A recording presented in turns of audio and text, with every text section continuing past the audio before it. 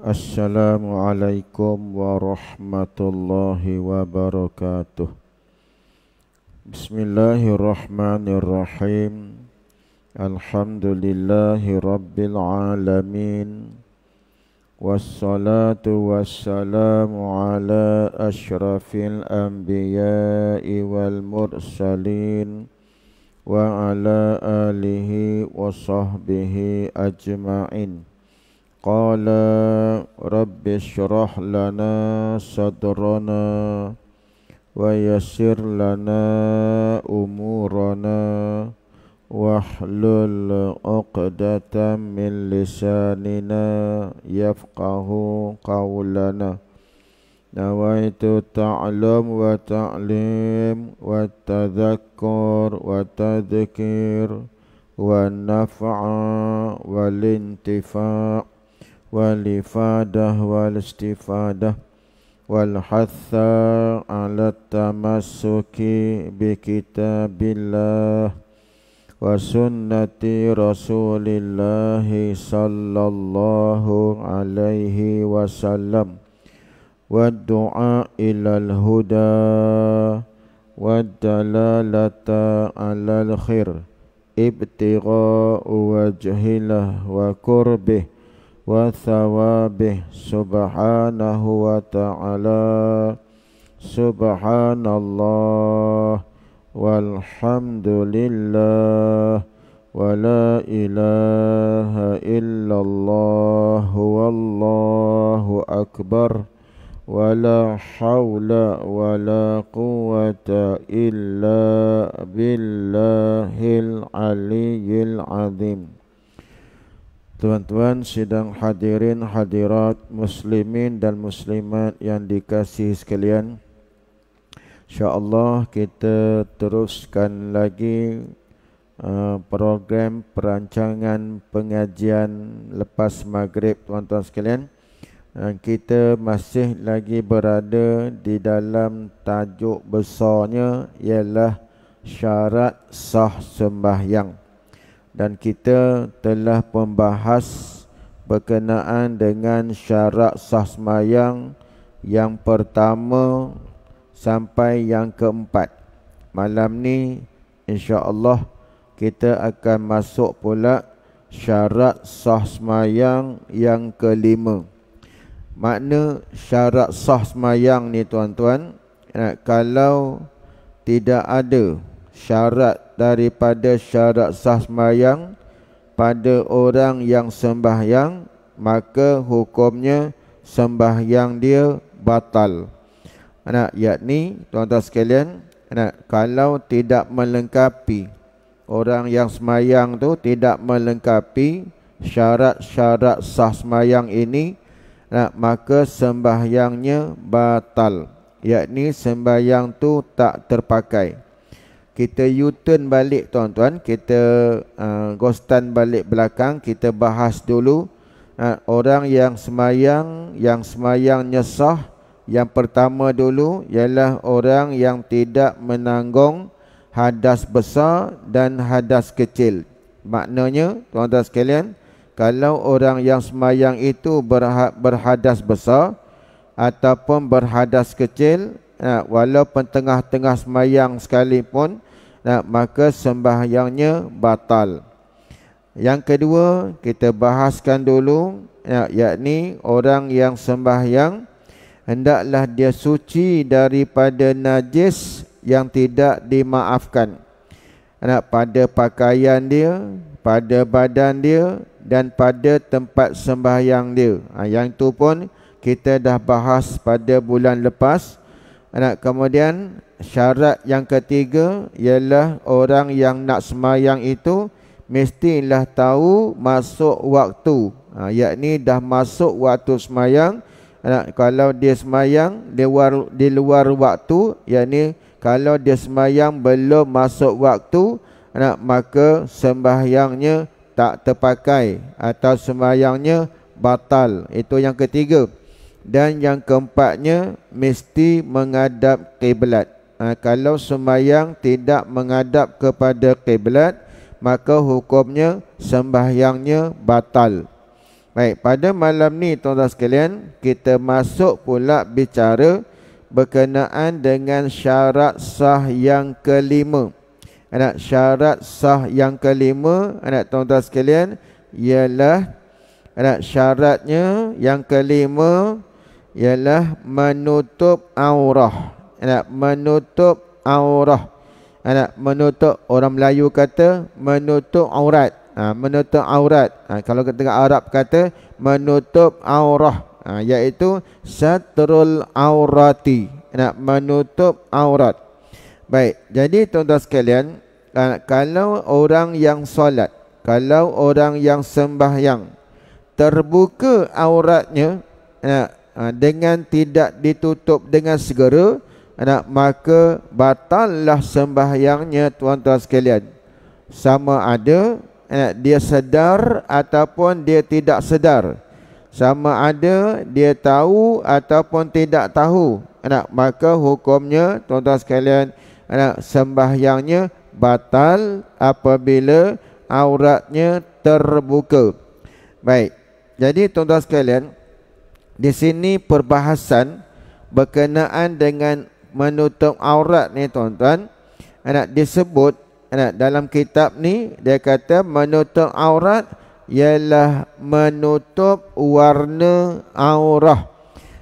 Menutup warna. Jadi maknanya tuan-tuan, kalau kita pakai pakaian yang menutup aurah, pakaian tetapi transparent, pakaian kita tu jarang, atau pakaian kita tu transparent, maksudnya dia nampak warna kulit, maka sembahyang macam tu hukumnya tidak sah. Kenapa tuan-tuan? Kerana auratnya ataupun warna kulitnya masih lagi kelihatan.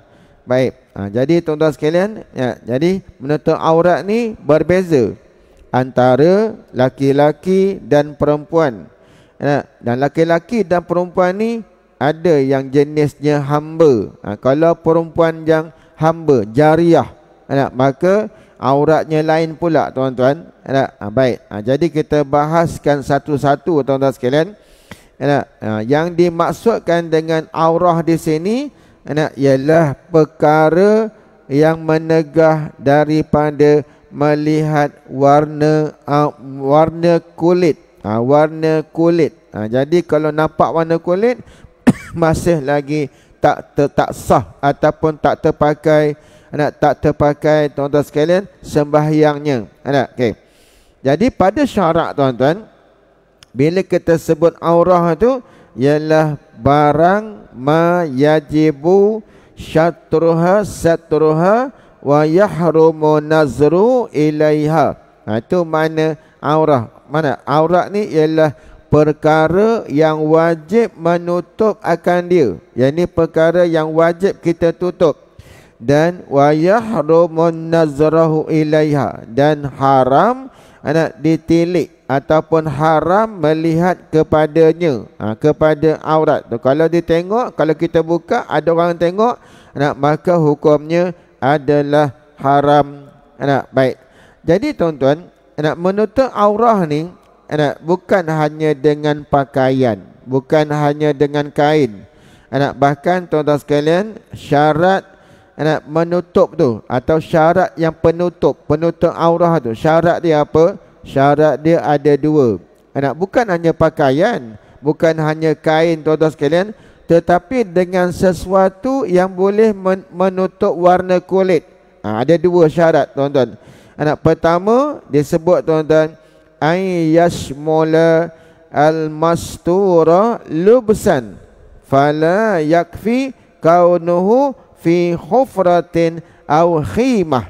Tengok dia kata bahawa melengkapi penutup itu lubsan, pakaian, kain pun boleh, ataupun guni. Kalau kita tak ada kain, mungkin kita ada guni. Guni bawang ke guni baja ke, kita buat tutup tuan-tuan sekalian. Maka itu pun nama penutup juga. Iaitu satu yang menegah daripada warna kulit. Maka disebut tuan-tuan, fala yakfi kaunuhu maka tidak memadai keadaannya, keadaan penutup itu fi hufratin. Hufrah tu maknanya dia buat lubang, tuan-tuan. Dia buat lubang, lepas tu dia semayang dalam lubang tu dalam keadaan nak bertelanjang ataupun dalam keadaan terbuka aurat, tapi dalam lubang orang tak nampak, terbuka juga, itu tak sah, tuan-tuan. Pasal apa? Sebab hufrah tu ataupun dinamakan lubang tu, itu bukan namanya penutup, ataupun itu bukan namanya pakaian. Ataupun sembahyang dalam khemah.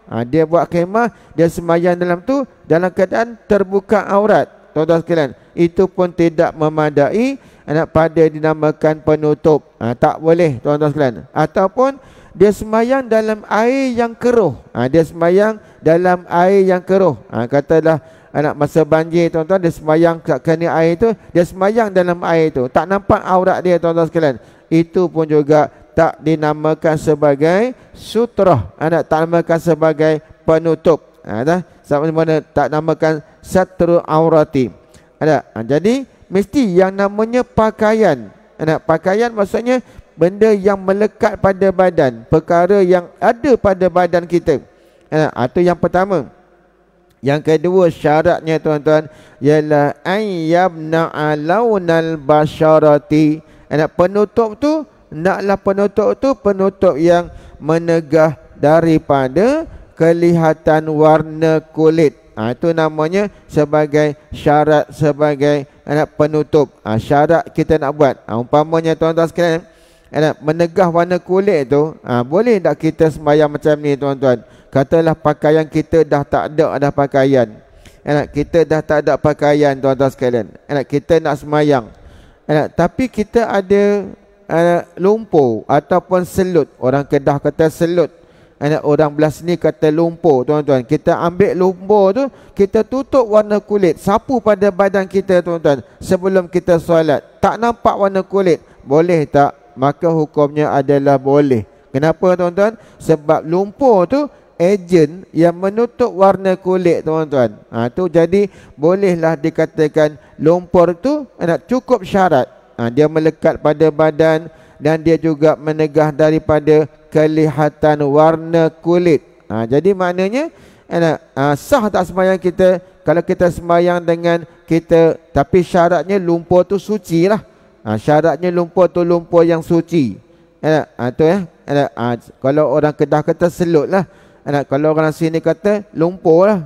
Dia ambil lumpur, dia sapu pada badan dia sehingga dia tak nampak warna kulit ni, tuan-tuan sekalian. Baik.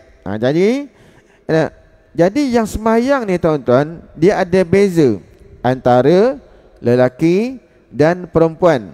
Perempuan pula, tuan-tuan, dia ada pula perempuan yang hamba. Perempuan tu hamba. Kalau hamba perempuan sembahyang, lain pula, tuan-tuan sekalian. Had aurat dia tu lain. Ada pun perempuan yang merdeka, had aurat dia tu lain dalam sembahyang. Tapi dalam kitab rujukan saya ni, tuan-tuan, minta maaf ya, saya bacakan, tuan-tuan, bukan saja dalam masalah syarat yang kelima ni, tapi, tuan-tuan sekalian, dia lebih daripada tu. Dia lebih daripada tu lagi, tuan-tuan. Okey, baik. Tengok ya. Dalam ni dia ada cerita aurat laki-laki, tak kira sama ada laki-laki tu merdeka ataupun hamba. Kemudian dia ada pula cerita tentang aurat perempuan.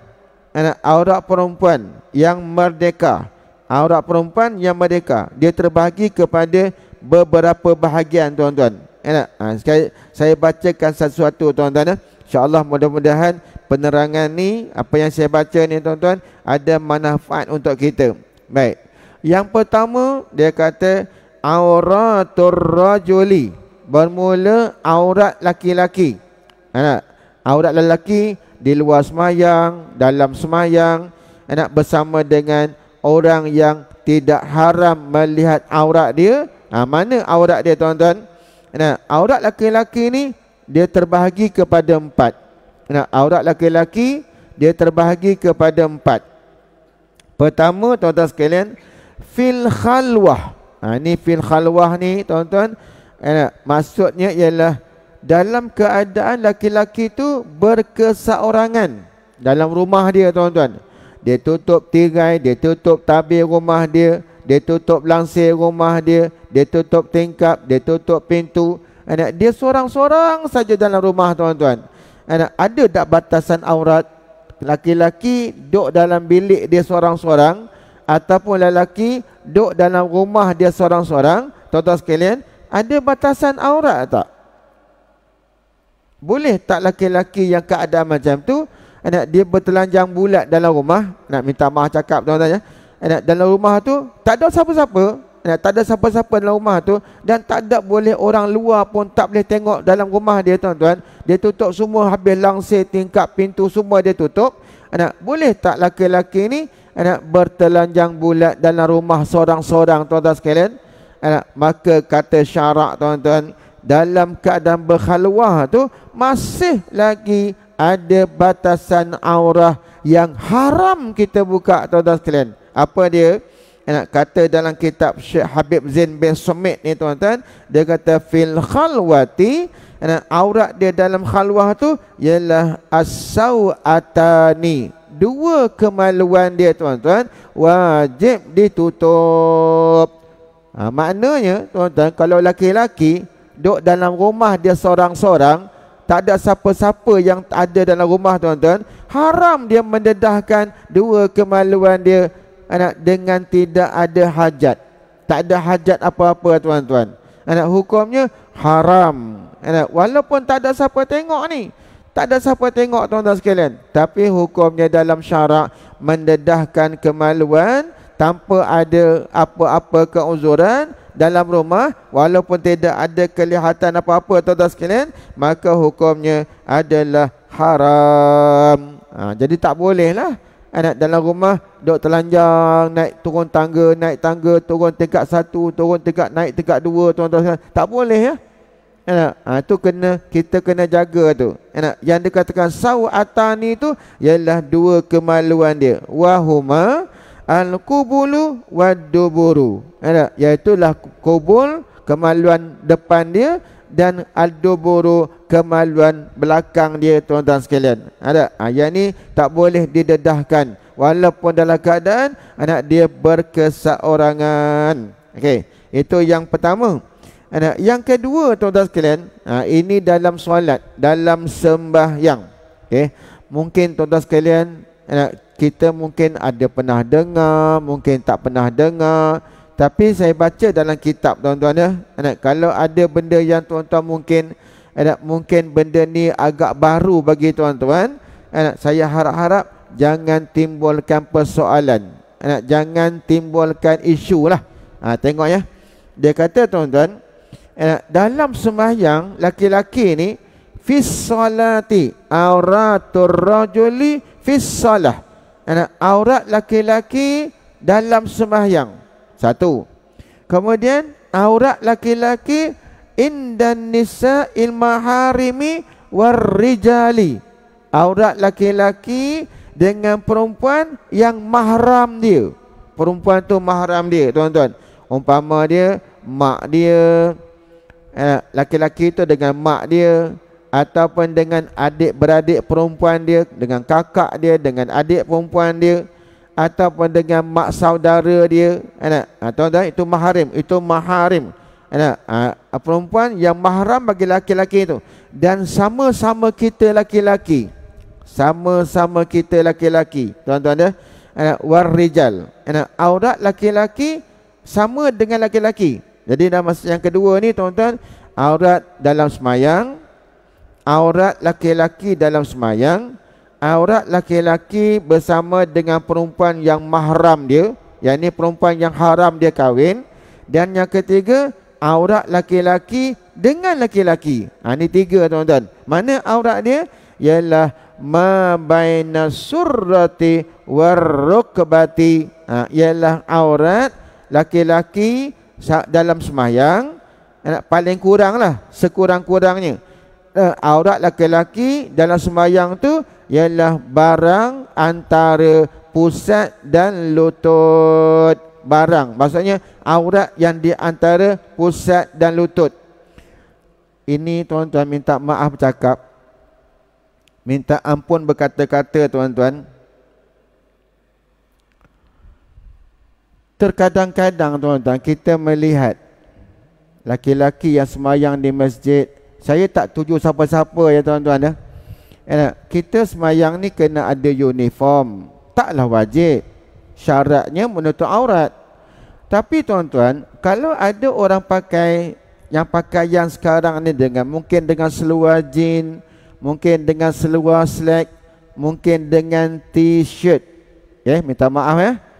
Kalau masa rukuk ataupun masa sujud tuan-tuan, pakaian tu umpamanya dia punya seluar dia tu tuan-tuan terturun lalu terangkat tuan-tuan, nampak alur punggung dia tuan-tuan. Ada tak berlaku macam tu? Ada tak berlaku macam tu? Ada kan? Maka tuan-tuan hukumnya sembahyang dia batal. Sembahyang dia batal. Kenapa? Sebab sembahyang dia tuan-tuan sekalian telah terbuka aurat. Sebab tu jaga-jagalah dalam siapa-siapa yang pakai t-shirt, pakai seluar jeans, pakai slack, seluar slack tuan-tuan sekalian, berhati-hatilah dalam masa sembahyang ni. Masa sujud tu cuba raba sikit belakang kita tuan-tuan. Kalau terdedah aurat kita tu, ikut kita cuba tengok ya, barang antara pusat dan lutut ni tuan-tuan, cuba kita ambil outline ke apa-apa ke tuan-tuan, kita buat lain garisan. Daripada pusat tu kita pusing straight ke belakang. Tengok aurat dia kat mana tuan-tuan. Kalau kita sujud tu, kalau terbuka, banyak kelihatan tuan-tuan. Banyak kita nampak tuan-tuan sekalian, benda yang berlaku macam tu banyak. Tapi tak mampu kita nak tegur tuan-tuan. Sebab kita takut nanti kalau kita tegur, langsung tak datang masjid. Sebab minta maaf cakap, orang kita ni kadang-kadang bila buat teguran, dia cepat koyak. Ini masalah kita ni. Sepatutnya kita terima kasih lah kalau ada orang tegur kita kan. Itu satu. Satu lagi tuan-tuan, minta maaf bercakap juga tuan-tuan. Ini dibicarakan kerana kitab fiqah lah. Kitab fiqah yang tebal-tebal, yang banyak bicaranya tuan-tuan. Memang banyak bicara lah. Okay. Umpamanya tuan-tuan, masa kita rukuk, katalah ada orang pakai baju yang tak ada butang. Dia punya pakaian dia tak ada butang. Masa dia rukuk tuan-tuan sekalian, dia punya ni collar baju ni ke bawah, jatuh ke bawah. Dan daripada depan tu nampak terus sampai pusat dia tuan-tuan sekalian. Yang macam tu pun batal. Yang macam tu pun batal tuan-tuan. Batal semayang tuan-tuan. Pasal apa? Sebab aurat dia nampak daripada depan terus sampai ke dalam pusat, sampai ke perut dia nampak pusat tuan-tuan sekalian. Tu pakaian semayang kena jaga-jaga. Kena hati-hati tuan-tuan. Baik, ini bab laki-laki. Nanti bab perempuan nanti tuan-tuan. Kemudian aurat laki-laki, dalam aurat laki-laki bersama dengan perempuan-perempuan yang mahram dia, antara pusat dan lutut.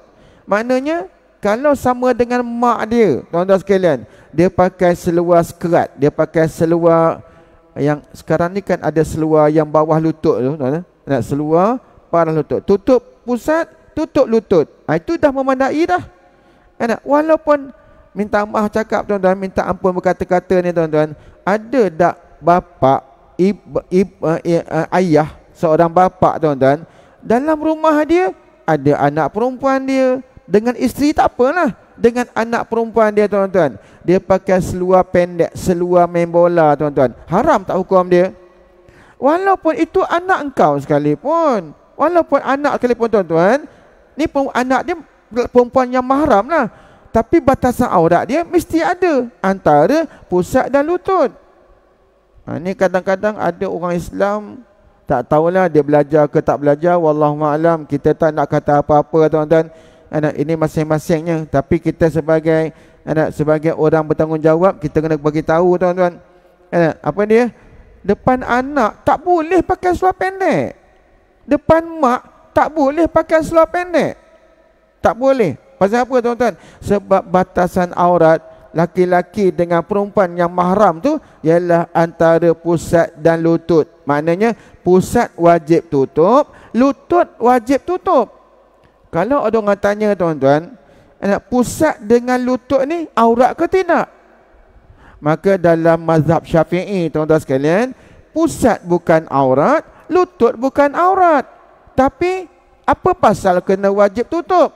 Sebab ada kaedah tuan-tuan. Apa kaedah dia tuan-tuan? Kaedah dia ialah apa kaedah dia tuan-tuan? Ma yutimul wajib illa bihi fahuwa wajib. Kalau kita tak tutup pusat tuan-tuan sekalian, tak sempurna menutup aurat kita.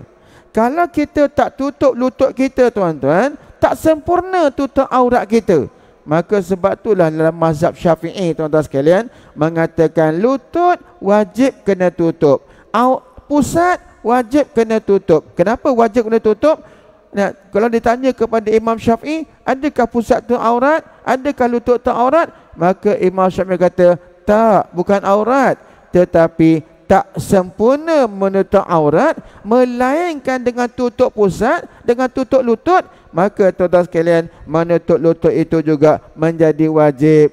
Ni mala yutimul wajib illa bihi fahuwa wajib. Tidak sempurna sesuatu yang wajib melainkan dengan dia, yakni dengan menutup pusat dan lutut itu. Maka menutup pusat dan lutut aurat, menutup lutut itu juga fahuwa wajib. Wajib juga tuan-tuan sekalian. Okey. Ni tu mala yutimul wajib illa bihi fahuwa wajib. Sebab itulah dalam kitab ni kata apa? As-surrati wal rukmati wa huma laisata bil aurati minal aurati. Ni dalam kitab ni, wa huma, dan dua-dua tu, pusat dan lutut tu, laisata, bukanlah daripada aurat, tapi wajib tutup. Walakin yajibu satru syai'in minhuma liqa'idatin, kerana kaedah amala yutim wajib illa bihi fahuwa wajib. Ni tuan-tuan sekalian. Okey, baik. Jadi laki-laki ni tuan-tuan sama perempuan mahram dia tu pusat dan lutut. Jadi kalau di rumah nak pakai kain pelikat, tak pakai baju, ada anak perempuan kita yang sudah baligh, anak yang dewasa tuan-tuan, boleh tak pakai baju, jangan nampak peha. Nampak peha tu tuan-tuan, anak perempuan kita nampak peha kita, haram tak hukum dia? Haram. Sebab apa haram? Sebab peha tu adalah aurat laki-laki di hadapan perempuan yang mahram dia. Jangan terlepas pandang lagi tuan-tuan. Sebab minta maaf cakap, kadang-kadang adalah tempat-tempat yang saya pergi tuan-tuan, bapak-bapak ni dalam rumah pakai seluar pendek depan anak perempuan dia tuan-tuan, depan kakak dia perempuan. Itu tak boleh, hukumnya haram. Okey. Kemudian aurat laki-laki bersama dengan laki-laki, tak kira lah sama ada laki-laki tu Islam ataupun tak Islam tuan-tuan sekalian. Jadi batasan aurat dia mana? Pusat dan lutut. Jadi kalau sama-sama kita tuan-tuan tak nak pakai baju, tapi kita pakai tutup pusat kita, tutup lutut kita, semua bahagian antara pusat lutut tu kita tutup. Zaman kita ni tuan-tuan, zaman, jangan salahkan zaman lah, kita kena salahkan kita tuan-tuan. Minta maaf bercakap tuan-tuan. Apa faedahnya tuan-tuan dalam spa sampai 200 orang dalam keadaan songsang macam tu? Saya sentuh sikit benda ni tuan-tuan. Kan Islam dah kata dah, aurat antara laki-laki dan lelaki itu antara pusat dan lutut, wajib tutup. Apatah lagi kalau buat benda yang wa na'udzubillah ni tuan-tuan sekalian. Yang kita herannya tuan-tuan bukan masalah tu, masalah yang nak cakap ke tak ni tuan-tuan ni. Golongan bijak pandai ni, bukan golongan orang bawahan. Yang melakukan benda ni bukan golongan bawah, golongan yang ada status dalam masyarakat. Sepatutnya Sepatutnya tuan-tuan, seorang guru dia mendidik, bukan dia buat benda yang tak baik.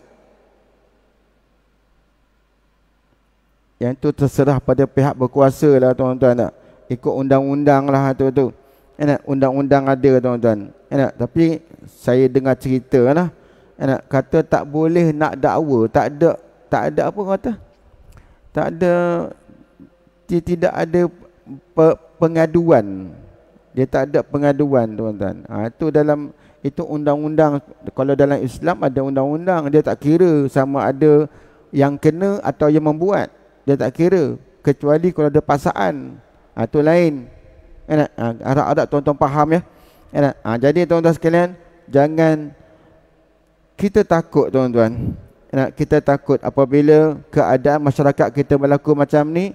Kita takut balak musibah tu bukan kena pada orang-orang yang tertentu.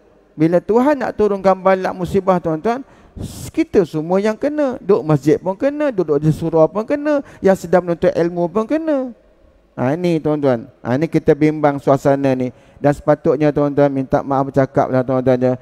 Sebenarnya tuan-tuan, perkara ni kalau nak cakap, nak kita bincang lebih jauh lah tuan sekalian.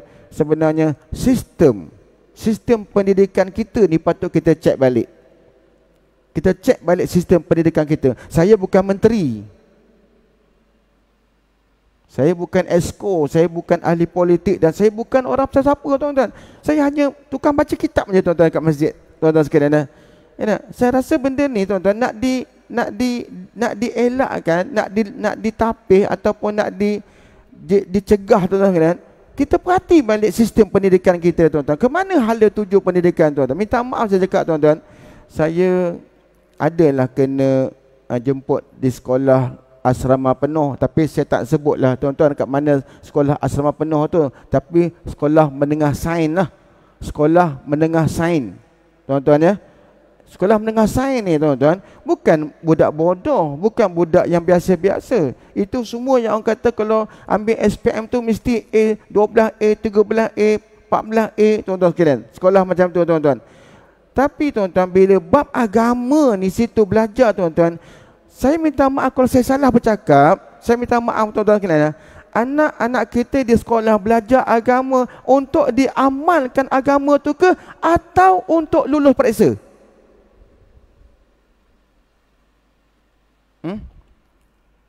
Tuan-tuan, kita memang dekat sekolah ada pendidikan Islam. Ya, kita akui tuan-tuan sekalian, walaupun tidak memadai, walaupun tidak mencukupi tuan-tuan, bagi saya lah tak memadai, tak mencukupi tuan-tuan sekalian. Bila kita tanya tuan-tuan, bab agama di sekolah-sekolah menengah ni tuan-tuan, anak-anak kita belajar agama tuan-tuan, hanya dalam pemikiran mereka nak lulus periksa sahaja, bukan nak diamalkan agama dalam kehidupan kita tuan-tuan. Sebab tu saya sebut berkali-kali, tempat mana-mana saya pergi tuan-tuan, saya sebut pastikan balik, cek balik sistem pendidikan dalam negara kita. Kalau seorang guru, doktor, tuan-tuan sekalian, timbalan pendakwa raya boleh melakukan perkara yang melawan tabi'i manusia tuan-tuan, bermakna sistem ni siapa yang salah tuan-tuan sekalian? Minta maaf saya cakap macam tu. Macam mana malam ni bercakap macam tu pun saya tak tahu tuan-tuan, sebab tersangkut dengan aurat. Sangkut dengan aurat ni saya cakap tuan-tuan sekalian. Pasal apa? Sebab dalam spa kau nak cakap tu, semua tak ada pakaian. Dia pun tak tahu kebatasan aurat ni tuan-tuan sekalian. Ataupun sudah tidak lagi tuan-tuan sekalian, iman mereka sudah tipis sangat tuan-tuan. Ini pun satu hal. Anak mana bila iman tu tipis tuan-tuan sekalian, apa sebab? Sedangkan ada belajar agama. Minta maaf ya tuan-tuan ya. Baik. Itu aurat laki-laki dengan dalam semayang, aurat laki-laki bersama dengan perempuan mahram dia, dan aurat laki-laki sama laki-laki, iaitu antara pusat dan lutut tuan-tuan. Kemudian yang ketiga, aurat laki-laki, ni pun kadang-kadang tuan-tuan sekalian, ialah mungkin ada di kalangan kita ni baru dengar. ataupun baru kita ada mungkin dah dengar tapi mungkin tak ambil kisah, tuan-tuan ya. Dalam kitab ni kata auratur rijali indan nisa'il ajnabiyati. Aurat laki-laki bersama dengan perempuan yang bukan mahram dia, perempuan yang halal dia berkahwin.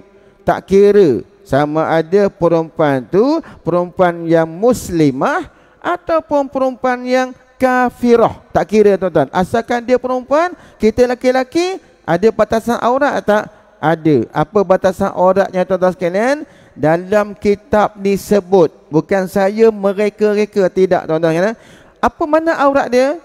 Aurat laki-laki dengan perempuan-perempuan yang ajnabiyah ni, perempuan yang bukan mahram dia, yakni halal berkahwin dengan dia, tuan-tuan sekalian, ialah jami'ul badani, sekalian badan laki-laki itu adalah aurah.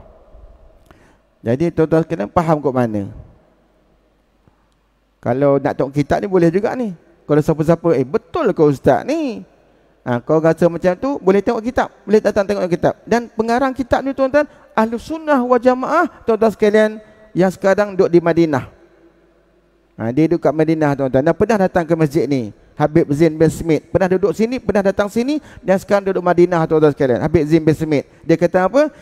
Indan nisa'il ajnabiyati jami'ul badan, sekalian badan. Jadi faham kita, faham saya tuan-tuan, faham saya ialah tuan-tuan, tak boleh kita ni tak pakai baju ditengok oleh perempuan yang bukan mahram kita. Dan masa saya belajar di Hadramaut tuan-tuan sekalian, ada juga di kalangan ulama Hadramaut mengata, minta maaf cakap, minta ampun berkata-kata, tapi ada huraian tuan-tuan. Kalau andainya ada orang pakai lengan pendek, kan laki-laki kadang kita ni ada pakai lengan pendek kan tuan-tuan. Sedangkan dalam kitab dia kata jami'ul badan, sekalian badan. Di hadapan perempuan yang ajnabi, sekalian badan laki-laki itu adalah aurat. Termasuk tak lengan dia ni? Termasuk tak dia punya lengan, bahu, dada, betis? Masuk tak? Masuk kan? Tapi tuan-tuan, ada sebahagian ulama' dia kata, kalau anggota yang dah biasa, umpamanya lengan, pakai lengan pendek, memanglah asalnya masuk dalam jami'ul badan. Tapi tuan-tuan, ada huraian dia kata, andainya, sekiranya ada orang perempuan melihat badan laki-laki, lengan dia ke, bahu dia ke, hatta perempuan tu bersyahwat, maka baru jatuh haram. Tapi banyak juga ulama' mengatakan, tuan-tuan sekalian, tak kira sama ada perempuan tu tengok aurat laki-laki, badan dia, lengan dia, tangan dia, kaki dia, sama ada bersyahwat perempuan tu atau tidak bersyahwat perempuan tu, maka tetap hukumnya haram. Tu dalam kitab kata tuan-tuan, jami'ul badan, sekalian badan laki-laki itu adalah aurah, berhadapan dengan perempuan yang bukan mahram dia, perempuan lain tuan-tuan. Jadi berhati-hatilah tuan-tuan, berhati-hati dalam masalah ni tuan-tuan. Okey.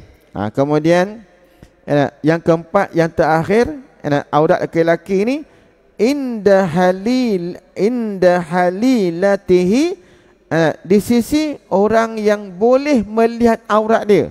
Siapa dia? Isteri dia ataupun hamba sahaya perempuan dia. Hamba perempuan dia tuan-tuan, yang itu boleh tengok aurat. Maka dalam kitab dia kata, aurat laki-laki bersama dengan isteri dia dan bersama dengan hamba sahaya dia, la aurata, tak ada jenis aurat. Maknanya tuan-tuan, di hadapan isteri, seorang suami boleh buka aurat dia tuan-tuan sekalian. Tang mana yang dia nak tengok, nak buka, boleh buka tuan-tuan. Tapi macam ni, dia tuan-tuan, dia bab perempuan ni lain, bab lelaki lain. Contoh sebagai tuan-tuan, katalah ada laki-laki, suami ni, dia tak izinkan isteri dia tengok. Dia tak izinkan isteri dia tengok. Contohnya, minta maaf cakap ni dalam masjid tuan-tuan ya. Katalah tuan-tuan, ada suami tak izinkan suami dia melihat kemaluan dia. Asal hukum boleh tak? Asal hukum boleh. Tapi tuan-tuan, suami ni, laki-laki seorang ni, dia tak izinkan isteri dia melihat kemaluan dia. Maka kalau isteri tengok juga, maka hukumnya jatuh haram. Haram atas isteri lah. Sebab suami tak izin tengok, dia tengok juga, maka haram atas isteri tuan-tuan. Tapi kalau isteri, isteri ni lain. Isteri ni dia kena patuh dengan suami. Jadi tuan-tuan, walaupun isteri tu tak bagi suami tengok, suami nak tengok juga, adakah haram? Tak haram. Bahkan tuan-tuan sekalian, wajib atas isteri, kalau suami nak tengok aurat dia, walaupun aurat yang tersembunyi sekalipun, kalau suami nak tengok, maka wajib atas perempuan tu bagi tengok. Tapi laki-laki lain, perempuan kena macam tu. Sebab tu tuan-tuan minta maaf cakap tuan-tuan yang kata suami isteri itu kena wajib patuh dengan isteri, dengan suami tu. Tuan-tuan tengok tak filem, dah cerita ke filem pula dah. Tuan-tuan tengok tak cerita P. Ramlee tuan-tuan, cerita P. Ramlee. Cerita apa? Seniman Bujang Lapuk. Kalau tak silap saya, cerita Seniman Bujang Lapuk tuan-tuan. Masa Ahmad Nispu tengah buat syuting filem tu dengan Eskaderisman tu tuan-tuan. Ni cerita orang lama-lama lah, cerita budak-budak muda tak nak cerita macam ni. Nak cerita orang tua-tua dulu, macam kita tua dulu lah tuan-tuan.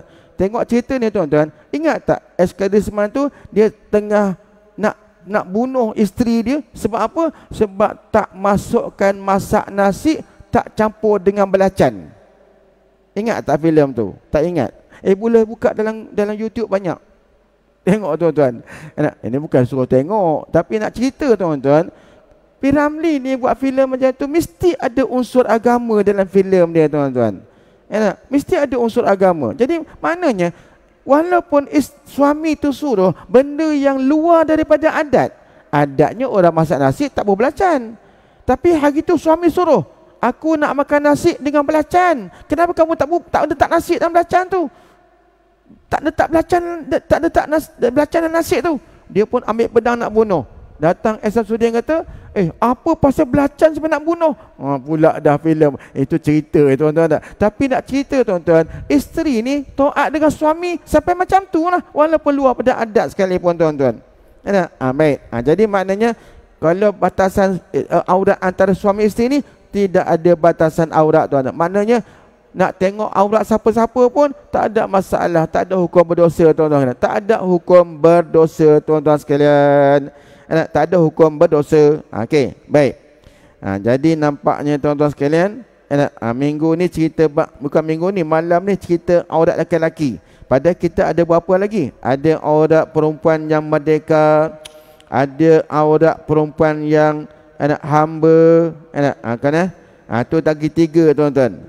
Jadi itu persoalan masalah yang bersangkut dengan aurat. InsyaAllah tuan-tuan, kalau tak ada arah melintang, bulan depan, kalau ada rezeki, kalau umur panjang tuan-tuan, saya akan cerita pula tuan-tuan berkenaan dengan aurat perempuan yang merdeka. Aurat perempuan yang merdeka. Ini pun tuan-tuan, mungkin dalam kitab ni ekstrim, atau kita sebut mungkin ada khilaf tuan-tuan, antara ulama ada khilaf. Tapi kaul yang mutamat, mungkin dekat Malaysia ni jarang-jarang ada orang perempuan yang mengamal kaul yang muktamad. Dalam ni ada sebut tuan-tuan. Tapi insya-Allah sebab nak masuk isyak dah tuan-tuan sekalian, saya berhenti setakat ni dulu. InsyaAllah mudah-mudahan apa yang saya baca malam ni tuan-tuan sekalian ada manfaat. Mungkin ada ilmu yang baru tuan-tuan dapat, insya-Allah. Mudah-mudahan, dan saya minta maaf andainya apa yang saya sampaikan pada malam ni tuan-tuan sekalian mengguris hati tuan-tuan, saya minta maaf banyak-banyak. InsyaAllah bulan depan tuan-tuan sekalian kita akan baca pula berkenaan dengan aurat perempuan yang merdeka. Maksud yang merdeka tu ialah perempuan yang bukan hamba. Adapun kalau dia hamba, dia ada pula aurat yang tertentu pula. Wallahu a'lam bis-shawab. Bismillahirrahmanirrahim. Alhamdulillahirabbil alamin wassalatu wassalamu ala asyrafil anbiya'i wal mursalin wa ala alihi washabihi ajmain. Allahumma ya azim sultan ya qadim ihsan ya daiman ni'am ya kasir jud ya wasi'al ata ya khafi ya lutuf ya jami' sana ya halim man la ya'jal. Salli rabbi ala sayyidina Muhammadin wa alihi wasallim warda sahabati ajmain. Allahumma lakal hamdu wa syukra wa lakal manna fadla wa anta rabbuna haqqan wa nahnu abiduka riqa wa anta lam tazal zaka ahla ya muyassira kulli asir wa ya jabira kulli kasir wa ya sahiba kulli farid wa ya mughniya kulli faqir wa ya muqawiya kulli da'if wa ya ma'mana kulli makhir yasir alaina kulli asir fatasrasi alaka yasir. Allahumma ya man la yahtaji ila bayan wa tafsir hajatuna kasir wa anta alimun biha wa khabir. Allahumma inni akhafu minka wa akhafu ma yakhafu minka wa akhafu mimma la yakhafu minka. Allah bihaqqi man yakhafu minka najina mimma la yakhafu minka. Allah bihaqqi sayyidina Muhammadin ahrasna bi'ainika la tanam wa kanafna bikanafika ladzi la yuram warhamna biqudratika alaina fala nalaka tasqatuna wa raja'una wa sallallahu alaihi Muhammadin wa alihi wasallam walhamdulillahi rabbil alamin. Allah